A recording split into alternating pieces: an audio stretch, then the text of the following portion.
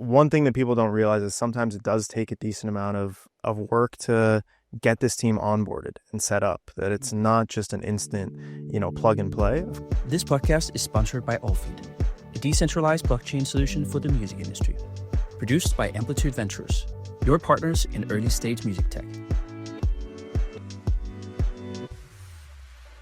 Remote work is transforming music collaboration and what the future holds for artists and producers. Today I sit with Adam Fine, head of music and audio at Fiverr, as we reimagine the creative process with machines and why the human touch still matters. Hey guys, and welcome back to the Sound Connections podcast. Today I am very excited about this conversation together with Adam Fine. Welcome. Thanks. Thanks for having me. When we connected on LinkedIn somehow, I was so excited to connect because you work as head of music and audio at Fiverr, which I think is incredibly timely in day and age of AI technology, what's happening, and obviously the podcast with music. But before I go into that, Adam, I did tell a bit about what you do, but for the people who don't know you, who are you and what do you do? Yeah, sure. So I'm Adam Fine, head of music and audio at Fiverr and a music producer. I've been producing music my whole life, and that's kind of shaped where I go and what I do and how I think about problems and different things that I work on. But just a quick overview, I've been playing music my whole life. I quickly transitioned from playing guitar, drums, and piano to my computer being my main instrument ever since I was maybe 12. So it really was early on that I started producing and experimenting with how to express myself through music and through tech and these different tools.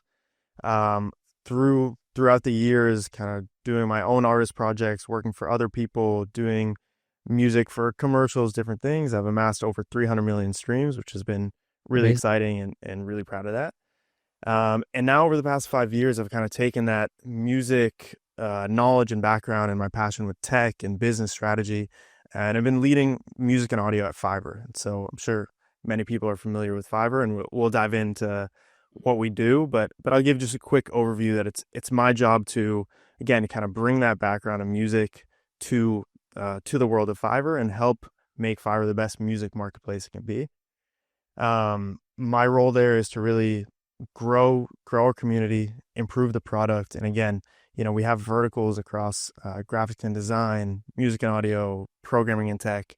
And how you might buy and sell a web developer is super different than how you might buy and sell a singer.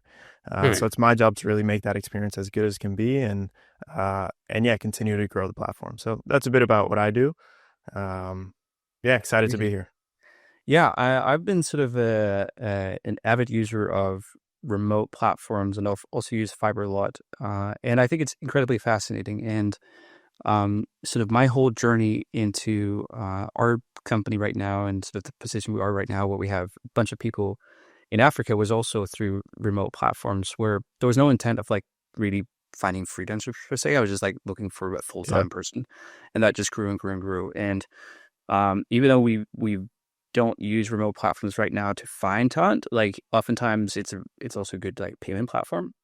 So for sure, it's interesting to see sort of how that operates. But like I think I've probably spent over $100,000 on like these type of platforms. So I'm at least quite familiar with how to find talent, and I think especially music, I'm going through the phases right now of building up a music team remotely, and I think it's incredibly interesting to talk about that and talk about remote work in general.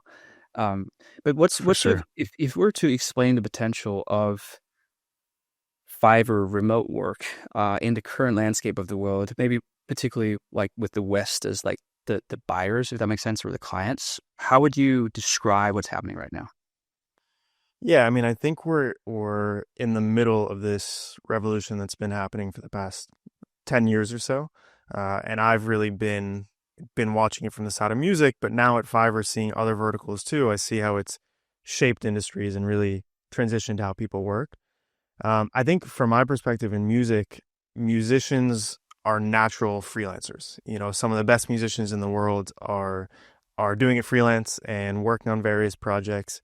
And that's something that we're now starting to see in other industries. So we're seeing some of the best developers in the world are freelancers, and some of the best designers are not at the Apples of the world, but they're at they're running their own business and working with tons of clients. So I think now in the past few years, we've really seen that shift, and we've seen the Western world, be tapped into not just the best American designers or North American designers, but really the best freelancers in every industry from all around the world. And, we've discussed those can be in Ukraine, they can be in Ethiopia. Really, there's talent everywhere, and Fiverr has done a great job at helping people tap into that and really build out their external team. Hmm. Yeah, and I think, there's also some sort of like legacy assumption about the quality you can find on these platforms. People who might have tried them early on where, I don't know the difference in navigation now and then, but like at least when I started using Fiverr, and I actually think, I can't remember how old the company is, but it's very early days I started using it. How old is Fiverr by now? We're about 14 years old. I might be lying when I say, but I do think I've used it. My first time I used Fiverr was probably 10 years ago or something like that. Maybe I'm wrong. Maybe it's not that long Could ago. be. But what did you buy? What service did you buy? That was graphic design for cover Okay, art, I think. nice, Um, classic. Yeah. so yeah, so I think that was sort of like how I approached it back in the day. It might not be that long ago, but I've had at least, relationship with it for a Yeah. while. And what I had a hard time navigating then was really like how to define quality and like the quality assurance. But for me, it's much easier now. And I think there's probably also a bigger talent pool, and platforms like yourself are probably better at sort of helping the customer get to what they want. But how would you address maybe that prejudice of quality in music production, songwriter, and talent on these platforms right now? Like, what's your perspective? Yeah, I think that's a totally fair concern. I think finding quality is hard on these platforms, but it's also hard in the real world, finding collaborators that you trust and that really, you might get a recommendation from someone, but you never know what that person might entail. But I think we've worked really hard, and I'm sure other platforms have also, to improve the matching experience and help people kind of find the right collaborator. Um, but now, over the years, it's become easier because some of the best talent is there. Mm, If you look at our platform, for example, it's Grammy nominated producers, it's audio engineers that work with some of your favorite artists, musicians. I get to work with musicians on my production that just come off tour with world class act and then are recording stuff for me in the studio. mm, So it's really, I think it's changed who's on these platforms. And especially on Fiverr, we've just seen an influx of crazy talented musicians. It started really, I'd say, noticeably in COVID, where many musicians were, looking for other ways to diversify their revenue stream.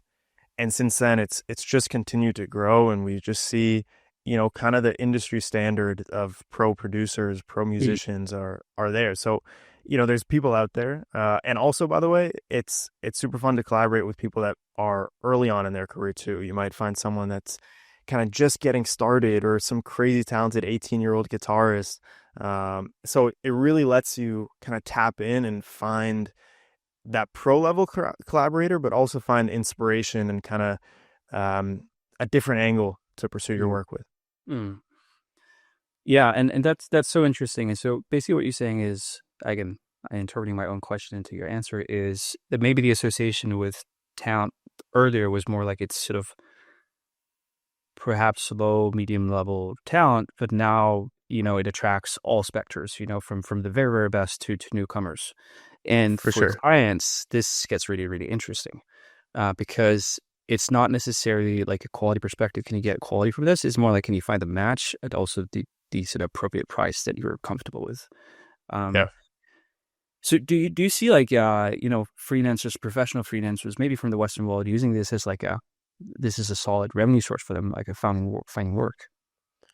Without a doubt. It's been overwhelmed to see some of the stories that have taken place on Fiverr. So we have Fiverr Millionaires, which we actually started to do a recent kind of award ceremony for these people that have made over $1 million, and there's a lot more than you'd expect. Wow. One of my favorites is someone that's a good friend of mine, Bo Vallis from Miami, who's a Fiverr millionaire. He has been on the platform for, I think, 6-7 years, and has been a audio engineer for Beyonce, Kelly Rowland, literally, tons of incredible people. And now he's done over, I think, 4,000 orders on Fiverr doing mixing and Wow. mastering, different things. So people have made their careers on Fiverr. Bo was super accomplished before he got to us as well. But we've seen people that have started literally, graduated a course in music production and created a profile on Fiverr, and from there have made millions and been able to work with people from around the world. So it's been totally a viable solution, and something that Mm. I wanted to address later on in terms of kind of tips for freelancers and music professionals. But the one thing I always say is diversify. You can't Mm. just be a music producer. You can't just be it has to be, you have to do many things and be on different platforms and be open to different revenue streams. Yeah. And so the people that have used these freelance platforms as a way to get additional revenue, I think have benefited greatly. Amazing. One of the things that I sort of um, I'm pursuing right now a lot with remote work is basically back to the model of like India 20 years ago, Vietnam 10 years ago. And we're very deep in Amplitude Ventures in East Africa, where we see a lot of potential, a lot of untapped potential, especially in Ethiopia. We also have full presence in Nigeria, believe it or not, Malawi and Burundi, and Love it. some of the poorest countries in the world. And what we see is very unique. Actually, I have a case from Burundi, which I think is incredibly interesting. And that is Burundi is, in some measures, probably the poorest country in the world. And, finding quality you would assume is hard. And it is because, Yeah. internet connectivity, infrastructure, all that kind of stuff. But there's a few people there, and then a few people of 20 million people, that amounts to actually a decent amount of people, have gone to, let's say, Kenya, opened a bank account because they've lived there, moved back to Burundi. So actually have like a way of working online. Yeah. And one of my best developers, he's from Burundi. And, he has Starlink connectivity that cost a fortune down there and fairly stable internet. And he told me he's brilliant. He also teaches at the university Wow. in the capital. And he said that of all his students, 1% gets a relevant job after college because there's just not so you need to get a Yeah. degree in order to have anything. Even like working in a store, you need to have a degree because it's so competitive for work. So Wow. everyone who can does a degree, but 1% of students get a job related to their education. So for software development, you wouldn't believe the talent there, that just only the best gets a job, and it's, nothing, All right. paid nothing. Like, again, locally, you can make a decent living, but we pay our people quite decently. Yeah. And in order to get the best talent there is so easy because we just if we have one person there, hey, who do you know who's great? That person's great. Then we sort of normally work with a remote platform and say, okay, then we pay like this, or sometimes we need to be creative with cash payments and all kind of stuff. It's a bit complicated. But my whole point is that there are parts of the world still where sort of the talent pool is so incredible, and there's still not enough international focus. And what you can get from that is amazing. So, and that's what I'm For sort of sure. focused on right now with platforms like Fiverr, Upwork, or others, is there's still so much untapped potential in the financial differences between some countries. Yeah. And you're actually able to, as a freelancer, make a very meaningful living at a very, very competitive price for clients and get extremely high quality if you spend good time finding the right people. Right. And I think something I'm curious about is, besides cost on your end, Hmm. what else have you noticed as kind of difference makers with some of this talent from remote places? I get better talent than I can get here. Sorry to say. We have 45 developers. These guys, because we basically picking top of the shelf, and Yeah. to be honest, it's 4.0 students from the best colleges, incredibly intelligent, and when we work with local companies, we provide better developers. So people are better. One person I mentioned, I met there, who's on our staff, who's an AI scientist called Johannes. He's from Ethiopia. He lives in a fairly poor part of Ethiopia. hands down, I know a lot of smart people, but hands down, he's probably my top five of smartest people I've met in my life. Top Love five. it. And I, I'm pretty. I like to learn, and I would consider myself fairly knowledgeable. But some people you talk with, I'm like, I have like no competition. This guy outcompetes me so bad. And this is a random guy from Ethiopia out in like a bit war torn area. Sometimes when you talk with him, there's no lights, there's nothing, but the capacity of this guy is insane. And Wow. so that's what I'm seeing. Like, but on the flip side, if there's not international focus or there's remote work opportunities, that will, not be lived out to its full. And Yeah. um, the world is missing out. They're missing out. Yeah.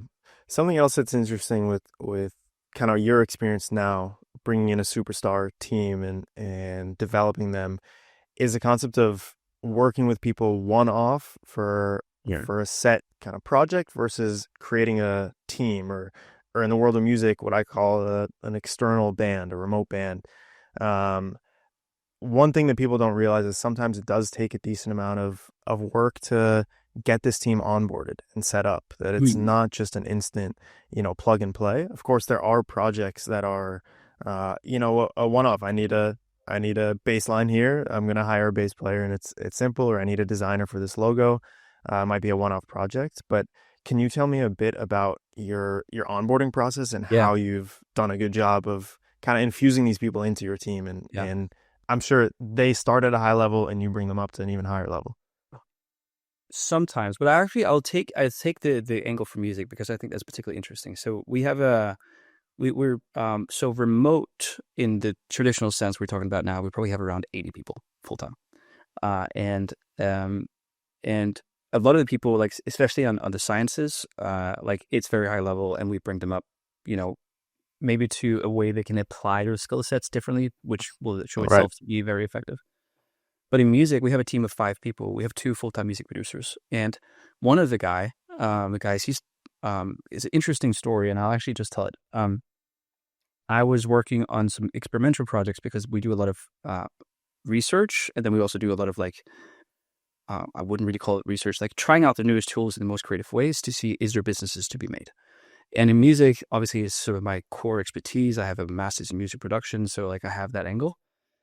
I was looking for people, and I found this one producer who also was a great manager. So I hired him as like my team leader for music. And then I started hiring some people. And I met this one guy. He's called Nathaniel. I believe he's 22. And when I was in an interview with him, he told me 5 years ago, I heard Avicii for the first time, and my life was changed. And Sorry, I heard what for the first time? Avicii, the Swedish DJ producer. Yeah, yeah. Cool.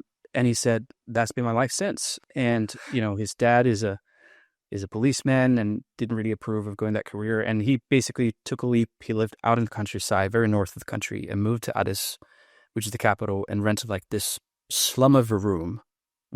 He somehow saved for a computer. That was a big journey for him. And then went to music school and just produced in his room. And I'm like, okay, let me hear your tracks. And if I found a 21-year-old producing this kind of music in Norway at that level, it's like, he would probably be signed to a publishing company. So, okay, cool. So I took 5 months, trained him up. And now he is delivering music to projects now released on major labels in Scandinavia. Five Wow. months from finding a guy in Ethiopia. I pay him well. Like he supports his whole family. I still get it at a fraction of a cost if I would be able to produce that level of quality to major labels in Scandinavia. Yeah. And so again, a guy from rural Ethiopia in 5 months of training, intensive training, on now releasing tracks with major labels in Scandinavia. And that's just one of the journeys we have. And some of the companies, for example, within development, we now have projects with some global tech companies where we have, one of our developers, I'm not going to go into the story, like war-torn part of the country, he lost his brother 3 months ago, was killed in the war. Wow. And now his next project is onboarded with a global tech company. So that's the crazy thing. Like I'm fairly well connected, but I don't compromise on quality. And still, like these people who are somewhere you would never think of deliver on international level. And it's just about investing time in the team, building it up, spending time. So even though they're technically freelancers, obviously we have a lot of ethical agreements that takes care of them and that kind of stuff. It's it still takes like 5 months to invest in a person full time to get them to a place where I can provide value for the projects that I do. But the results are pretty mind blowing. Incredible. No, you identified that talent, and I think it's clear for the people that are worth to invest that time. It's paid off, so that's really cool. Yeah, and obviously, that's also a very untraditional way of using models like Fiverr. But I think ultimately, at least for me, the connectivity to whoever around the world to a big degree, trading things together is incredibly interesting right now. Does that make sense? Yeah, I think so, and I think it it also might change the perspective of developers in this example, or producers, in the Western world that are now competing with people globally. I think it changes the perception of how you think about, building your career and building these skills that make you relevant. And so that's also going to be really interesting to track. Hmm. So what's your perspective on music and remote work and AI tooling and all this kind of stuff? Because the barrier of entry is lowering, Yeah. which means maybe places in the world where there would be less of a natural in to purchase hardware that would help you learn music and produce music is also slowly sort of dwindling. What's your overall commentary on the future in remote work and AI? Yeah, I mean, it's a big question, and I'll stick to music, and we can expand it if we want. But I think music is at a really interesting crossroads right now, with tools that have been developed over the past few years, making it so much easier to produce music, to just generally to take an idea from in your head to real life. And I think that's been super powerful. And so what I kind of predicted a year or two ago has not necessarily happened, but it's unfolding, which is basically the Instagram moment of music, where Instagram turned people into photographers. First the iPhone, and then Instagram turned people into photographers. And now, with a matter of prompts or kind of humming or different inspiration, anyone can be a musician or music producer. And so it's kind of started to unfold, but we're still not there yet. But we do see, and we've seen on Fiverr, people that get an entry from AI. So people that create a song on Suno or other platforms, then go on to actually get into more, what I would consider more serious music production or kind of music creation. So we've seen an influx of people that come with Suno made music and then use that as inspiration to then work with real musicians and producers. No. Um, and so I think as I mentioned, we're in this crossroads, but it's important to remember that music creation is fun. Music is about, connecting with people, whether it's during the creation process or at the end of the journey when you release a song and you're connecting with people that way by sharing your emotions. But it's important to not lose that element. Mm. And so that's where I feel like Fiverr is in the middle of this. We're all about collaborating with each other, and really connecting you with talent. But all those people that you're collaborating with are going to be using tools to just increase Yeah. their inspiration and their productivity. So I think it's a super exciting time. One commentary to that, which I haven't spoken on for a while, but I think it's very appropriate, is the nature of which people create and also the sort of personas. So, back in the day, let's say 30, 40 years ago, the Rick Rubins of the world were more usual. Like, these very executive types, maybe not hands-on, but like Yeah, more psychologists and sort of creators, like, film directors to some degree.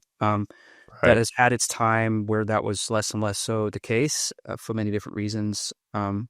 What I see now with AI tooling is that's coming back a lot. My own personal journey is I would say I'm a very good A&R, but I did spend probably 7, 8 years hands-on music production. And even though I attended some of the best schools in Europe within music production, audio engineering, I ended up just looking at it like it's not feasible for me to make a career here just because I don't play instruments well. And because I entered into music very late. I began seriously when I was 17. I went full-time professional when I Yeah. was 19. So I never had the time to really like work on my craft as a musician. And that's only like, let's say, how old am I? 7 years ago, I had that realization, or 8 years ago, that I cannot live from this full time. But if then was now, I would think very differently about it, because I can A&R the shit out of this music, if that makes sense.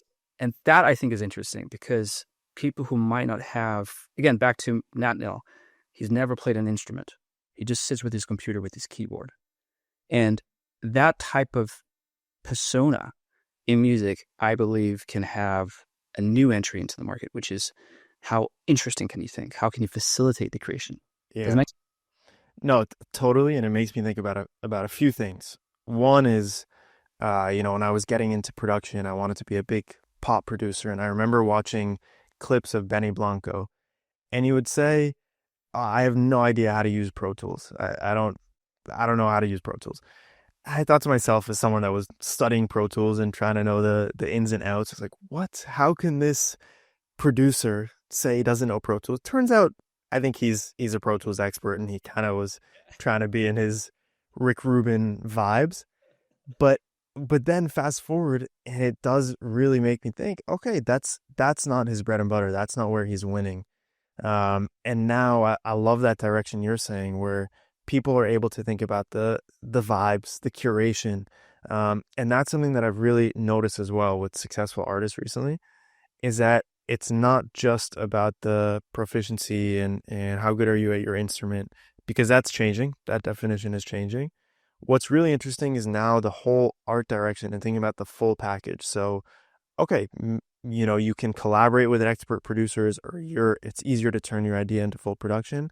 So then what's kind of the art direction here of this project? What's the messaging? What's the distribution? How, not that necessarily musicians need to turn into business people or managers, but just they're able to think about a project more holistically and sense? be that curator, that tastemaker for their music.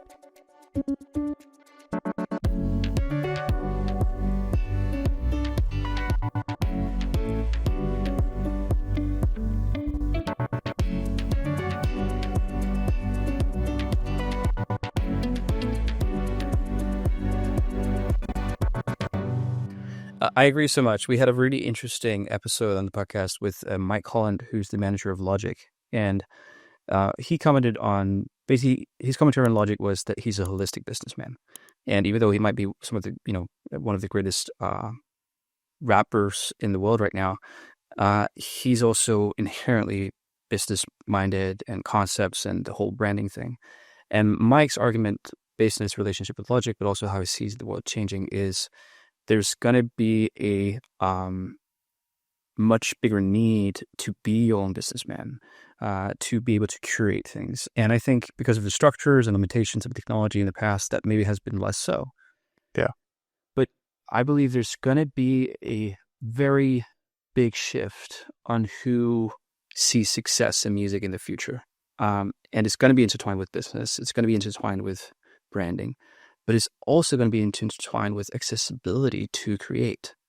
And I think artists that might be looking for collaborators can also think about that with their collaborators. Like when they go on Fiverr, think about, okay, I want to have a producer that can push back. I want to have a producer that can be fast at interchanging productions and styles in order to match my vibe. Somehow also an A&R and a music producer. And I think because you're lowering the barriers of music entry, then it's not just the skilled instrumentalist that can do this now. Interesting. But it's the concept thinkers. So that's the shift I'm seeing happening now. I think that's a great point, and something that I've tried to do at a small scale in my production, and I see other people do that utilize Fiverr.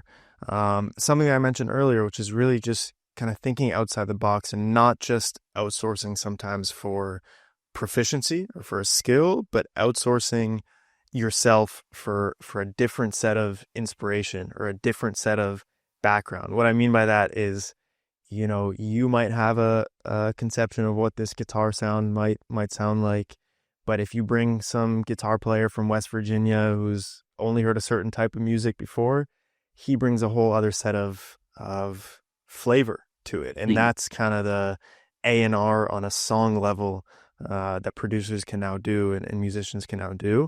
So that's a really great point that you bring up, where it's not just about skill, but also about kind of flavor and curation. Mm. So what I'm excited to see is basically how these opportunities and changes in mindsets and execution will affect the community aspect of music. Because, traditionally speaking, music creation has been very, this is someone I have a bond with. And Yeah. obviously digitally that can be different. What's your take on that, the community aspect of music creation? Yeah, I mean, I think it goes back to just again this simple concept of what is music for? What's the goal of your music creation journey? And what's the goal of putting out music? And I think it's all about connecting with other people. So that's at the core of it. And then you kind of go back to it and think, great, just because there are tools that might replace an individual in the process, we still need to think how we reach that ultimate goal. And that I Yeah. think music without any collaborators, or then, releasing something without any listeners, it strips a lot of the joy out of it. Mm. So I'm not advocating against tools. I find myself recently using, do you use Logic or? Well, that's the primary thing I use when I do. Yeah. Cool. So I find myself using the session player tool a lot. They have a revamped version of that isn't just a simple drum beat. It's really can follow along chord progressions and different things with a variety of instruments. And so I do find myself working with pianists a little less. But Yeah. then because of that, I think about, okay, where can I get more influences and more collaborators in different areas that I didn't have before, whether it's in the music or outside the music. So outside the music in my music videos that I'm working on, or in the music with different kind of audio engineers that have a different perspective. So I think the community is always going to be a part of. I'm very confident that it's always going to be a part of the consumption side of things in terms Mm. of connecting with people that share a similar interest in music and Mm. different things. But I think on the music creation side, it's going a bit out of style right now, but it's so important and going to be a staple of music creation going forward. That's very interesting, a very good answer, and it gets me to think basically how I have been reflecting the last couple of weeks. So I was recently, last week, I guess, in Liège in Belgium for California, which is a music tech conference, and I I've said it before, but I said it even more so now, is that I actually prefer the digital interaction with work and with colleagues. And I actually feel more and more foreign with the physical meeting. And I'll explain a bit. It sounds a bit sad, but it actually isn't. When I go to conferences, a lot of music industry people listen to this podcast, so you get me. Um, I love the main value is relationships and meeting people in person, and maybe there's something about the panels that's interesting as well. But like most people would say, it's sort of the relationships. But obviously now I have the privilege of having a podcast where I get to talk with very interesting people like yourself very deeply. But for me, the relationship building, the connectivity is so much stronger digitally than it is physically. Physically Interesting. can maybe incentivize random meet in a new way, and I think some people need like a physical interaction in order to themselves emotionally bond closer. But for me personally, um, the digital experience is much stronger, community wise, friendship wise. And that might just be me that's a bit, forward leaning or neurodivergent. I'm not quite sure. But coming back to the community aspect that you've covered, it like in my personal life, I believe that digital interaction, generally speaking, is stronger than the physical action because it scales differently. I can speak with more people, find that individual that I bond with rather than these random physical interactions. So what I'm trying Yeah. to say is comment on your comment, which is the community with the audience is the constant, but maybe the community of your collaborators is shifting and is perhaps not a bad idea. No bad thing per se. Yeah, totally. I mean, I think what you're saying is, my interpretation is the medium might change. It might be that you connect with people better through different channels, through different mediums, but at the end of the day, the core concept is still there. You still, Mm. seek these connections and seek ways to collaborate, just with different tools. Yeah, and if you were to sort of like take a parallel to gaming, that's what's been going on the last 15 20 years is that online interaction, which now is the standard. Like, Yeah, kids creating friendships, bonds, communities only online, bonding on certain things. And a lot of these cases, they're also very creative.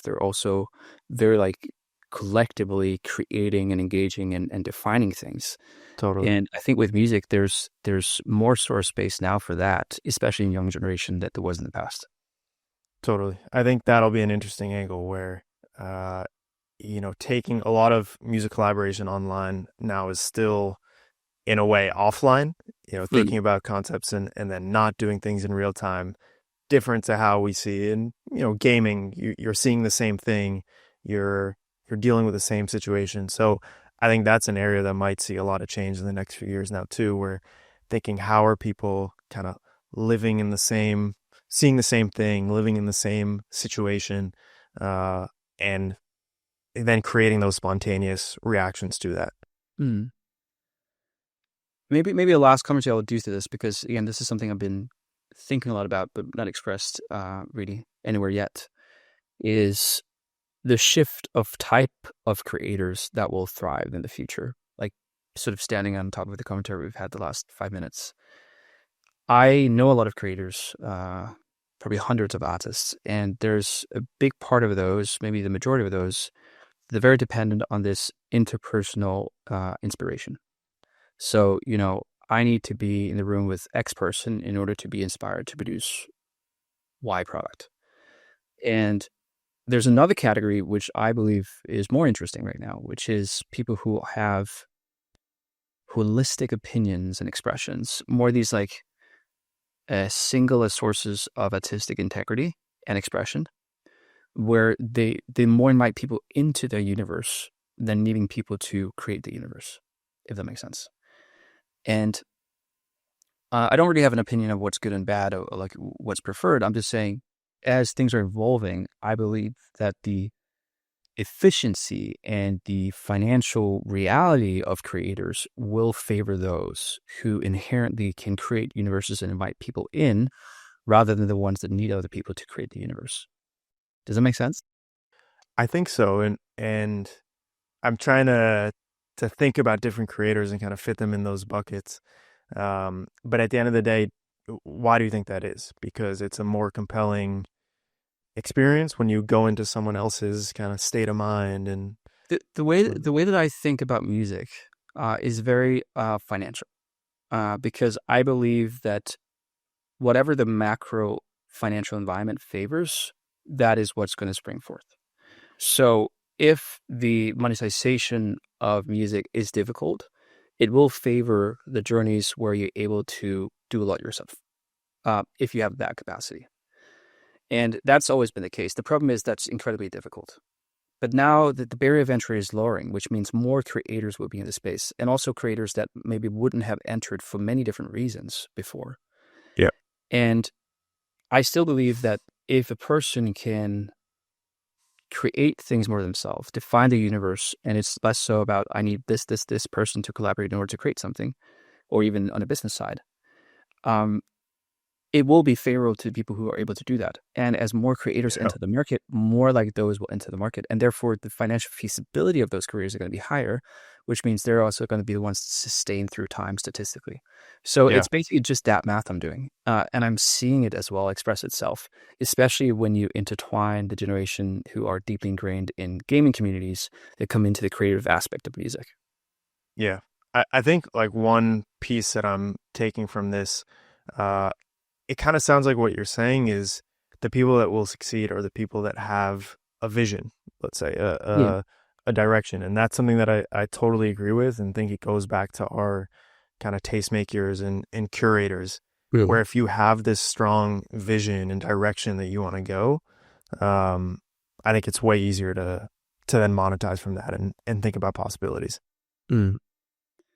And where do you see music within Fiverr? Like, we've covered that, things might be changing and barriers of entry might go lowering, and also the amount of people on Fiverr is much more broad in quality than what it might be before, like all the way from new to incredibly established. So what is the next step in music within Fiverr? Like, where do you see this going? Yeah, I think there's a few directions that it's heading. So one, kind of something I mentioned towards the beginning, but musicians are natural freelancers. You know, some of the best musicians in the world are freelance session musicians and producers. And so I think one is that we'll continue to see the high end continue to use platforms like Fiverr and diversify their revenue stream and grow their business. Another is I think we'll see an influx of new creators. You know, again, tons that will use Fiverr to buy services, to work with people that might be more experienced or knowledgeable and level up their craft. But people that are just getting into music through these AI tools or are experimenting through different methods. And then another is Fiverr is, you know, is the home for, we have over 500 different services. So not just in music, but Yeah. in all verticals. And I think the interesting thing with what we're building is we're not just building the roles of today, we're building the roles of tomorrow and 5 years from now. And a big part of my job is thinking about, okay, what role might exist in 6 months that doesn't exist today? What role might exist in a year? Because then we kind of create inventory and product around that and help people create gigs in those services. And so what I've seen in my almost 5 years at Fiverr is that roles change drastically. They've changed a lot slower in music actually than they have in other industries. So we see Mhm. in design and in tech, it's evolved way faster, especially in the past few years, where we have, you know, AI artists in the design vertical or prompt engineers and writing and programming and tech. We haven't had quite that AI music producer in Fiverr yet, but these roles are shifting. And so what Fiverr music looks like in 3, 4 years might be super different than what it looks like today.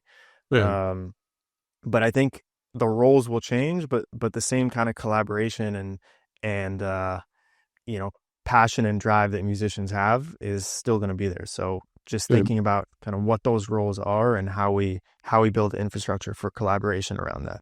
Yeah. And that's incredibly interesting and also the unknown. And one of the explanations that I sort of lean on for this, let's call it slower moving of disruption, is basically that disruption happens where capital is behind in the AI space. And Yeah. since music is a more niche market and the return on investment, traditionally speaking, is lower than other creative industries or industries that's expressed through human expression, um, that progress has also been slower because there's less things happening. You know, we have Suno in the market, but if you wanted to compare it to Suno to, let's say, Midjourney, you know, there's, you know, hundreds of Midjourneys. There's, you know, Yeah. basically just Suno and Udio. So the financing behind these sort of disruptive technologies are less. But you could argue that, you know, over time there would be similar type of disruptions, maybe slower, and then that's the unknown that you sort of talking about, like what is going to be the next thing. Do you think Yeah. that do you think it's going to be so hard to recognize the future of music production as we sort of progress to this new technology adaptation? What do you mean by recognize? Is it going to be so fundamentally different how people express themselves with tools in the future? Do you how do you see this happening? Yeah, I think it's a good question. I haven't really thought about that angle. If it'll look, you know, if it'll be something that I can't distinguish. Um, my gut reaction is no. If I think about the evolution of music creation over the past 40 years and then thinking forward 40 years, just as a random number, I think the tools have changed drastically and the processes have changed, but the general concept of taking an idea from in your head to, you know, something you can play back and share with people and share it in the company of other people and experience that. Um, I don't think that's going to change too much.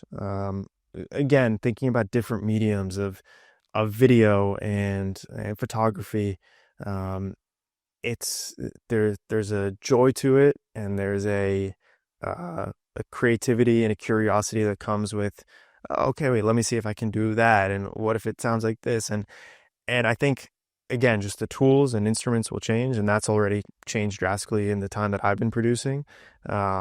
but the concept will remain the same. I think. I don't know. Well, I tend to support that mindset. Like I said in a podcast recently, but I think this is very sort of spot on. Copywriting, so writing has been, let's call it, severely disrupted since Yeah. late 2022, and there was definitely a dip in 23 where everyone says, well, if all copywriters will sort of be out of job.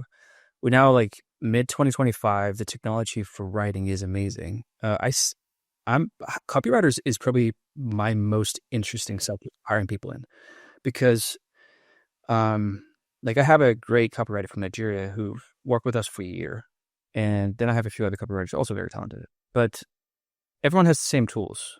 This particular guy, amazing, and Yeah. from meeting a client or working with us and expressing the true nature of that brand and identity and tone of voice and expression with all the tools available, like you need to have years of training, even in copywriting, in order to get to that level. And oftentimes we actually, say, okay, let's not use AI, not for any other reason that if we really want to be that good, we can use it only as a tool to support our clarity, but still back to the old craft. So something that people believe was dead 2 years ago, in my Hmm. world, like it's probably more relevant than ever because when everyone can do everything decently, I need someone who can do it great right now. And Totally. I think copywriting is on the way back. And that's really interesting. Do you think we'll be able to make that decision of, you mentioned uh maybe we won't use this. We'll use this just as a tool, not as a crutch to kind of create our whole copy and tone of voice, but we'll just use it as a tool here and there. I'm trying to think if in a few years that'll be an option to kind of toggle it on or off, or if it's going to be embedded in everything that we know. I think, this is my personal opinion. I think it would be embedded in everything we know, but it will express itself differently than what we might think. For example, I do once in a while write a text message that I haven't run through like, a model, but like it's, all professional stuff 19 out of 20 times. And now it's become my tone of voice. Like I Mm. don't sound like myself writing it myself. Yeah. Like does that make sense? So I have catered an opinion of tone of voice that I've sort of have an opinion on, and I've created, I love Claude the most, and like you can do these tone of voice kind of things. And then this is me. This is my full expression. I personally cannot express how I am through just writing myself. Like I'm dependent Yeah. on AI tools in order to be that person I actually believe I was the whole time, but I didn't have the skill sets or patience or whatever to actually express. So my truest form of my own writing, which I'm very obsessed with writing, is only possible through AI. Hmm. Does that make sense? Yeah. Interesting. I Um, think. Sorry. nope, Continue. that was, yeah. Um. No, I think the next iteration of that might be thinking how we tailor models and AI to really be more you, to give more Mm. input, to make it more personalized. It's something that we've experimented with a lot at Fiverr over the past few years. I think before even all this AI frenzy, something that we did. I led the creation of the first kind of Gen AI tool on Fiverr, which was to allow voice artists to create an AI clone of themselves and offer that voice. Mm. And so the voice, as something that's so personal to you, let's say even more personal than your writing, than your opinions, it's really your fingerprint. And we allowed people to again create this custom model and think, okay, how do you want to use it? Do you want to help it give you auditions? Do you want to sell it? Different things. And now we're seeing that being done with singers and with producers, different people to kind of create a model of their brand, their tone of voice. And I Mm. think maybe a few years from now, that's just going to be the standard where everyone you work with does have a model that's kind of Mm. their sound, does have a writing model that's in their kind of with their guidelines, but also with their background infused into it. What do you think? Mm. Yes. And I'll explain what I'm working on right now because I totally agree. And I'll explain what I'm working on right now. So I I'm good at hiding it digitally, but I used to be a singer. Well, I still have to some degree. But on like back in the days, 15 years ago, I did a lot of YouTube stuff. So I probably like released 100 Nice. tracks like that, and then actual professionally released tracks I've done like 4 albums. I've done a lot of like singles. So like I have Wow. professional grade recordings. I probably have, at least 40 with my vocal on and then 100 more. So Love it. I've expressed my vocal. Um, I'm a dad of 3. I run a company, 85 employees. I have a lot of investors, investor reporting. And I love to still express myself, but I don't have the time and energy or like responsibility to go in the studio and do this. So it's like, okay, I've been playing with Suno since it came out. I've probably done like 10,000 tracks. And so I have a good sense of, That's more than playing. That's yeah, okay. power user. Yeah. Uh, um, and I've explored like in a research mind to some degree, where does it take? And I do that every like 2 or 3 months because everything new comes. Yeah. And what we've done now is super basic, but I believe this is the true expression of what he's saying is what we've done now is because we have a great production team, now we're experimenting with taking lyrics that I write, obviously very personal, but still AI assisted. So I've built some custom models to help me do with structure and all kind of stuff. We've also analyzed what constitutes a good lyric on Suno. So this is not public information, just through trial and error. Like how do you structure things so that actually works well with like melodies, how to put the boxes, and like there's a lot of Yeah. formatting things people don't know. And then I just like, okay, this is the lyric that I want to do, and I make a lot of songs. But we take these when I'm really happy. We take these productions, we stem separate them, we rebuild the whole production with some personal expression, but heavily inspired. And then we take the vocal, and then we've trained a custom model on my vocal, like condensed singing material over like hundreds of Yeah. tracks, and take that and put it into the voice model, and it sounds exactly like me. And this is my lyrics. This is my genre. Like I've prompted all the songs. So now we have versions of songs that I believe is more me, back to the more me than I've ever been able to express myself Right. with my voice, with my words, and I've never sung them. And it sounds like, okay, well, the world isn't there. Like this is public available tools. And I would assume a lot of people have done it. So I'm not saying it's Yeah. incredibly novel. But back to my point that this is, in my world, this is the truest expression of myself through music that I have ever done. And I have not sung. But it is 10 years of my past that has Yeah. led me to those stories that I'm writing. And it's 10 years of my past of my vocal that is expressing itself with my words. And I love that. does it make sense? I love it. Yeah. And it's what you just said. It wouldn't have happened without that. It's not like Like, you were sitting on these songs and it's just waiting to be recorded. It wouldn't have existed. and the most interesting part is the legal aspect, because technically speaking, I know it's still gray area ethically, and it's in the name Yeah. of research, but like in Norway, for example, it's now legal to co-register with AI. So I wrote the lyrics, AI made the melody. It's 50% me, it's 50% AI. And that's legal now, and that's a legal registration. And when you've reproduced all the masters and there's nothing of the actual audio that is from trained models, Yeah. you technically speaking own the master. So again, it's gray area ethically, and I'm fine with that because I research a lot. But technically speaking, that's a legal release, because the voice model cloning is also legal licensed. So now you have AI music that is created, enabled, reproduced, modeling, commercial releases, fully legal. I love it. No, That's it's a great process. Yeah. So Really cool. that was basically my long answer to sort of your question. Yeah. Yeah, it's showing a real life use case of creating something that's yours and you own it and Yep. and it's you. Yeah. And we're doing some commercialist releases now, which is very interesting. So I think this is a great place to sort of close the interview. And I'm sort of outspoken again. I was giving you a warning. I think this is incredibly interesting. Super. What you guys are doing with Fiverr and remote work in general, I believe is going to open a new world with new tooling that we haven't seen before. And I think we have the luxury, to your point, that because things have moved slowly in music compared to disruption of other industries, that people can be ahead of this. People can think strategically. How do I place myself? How do I work internationally? How do I get the best talent at the most appropriate price point for what I can do, and build a career around that?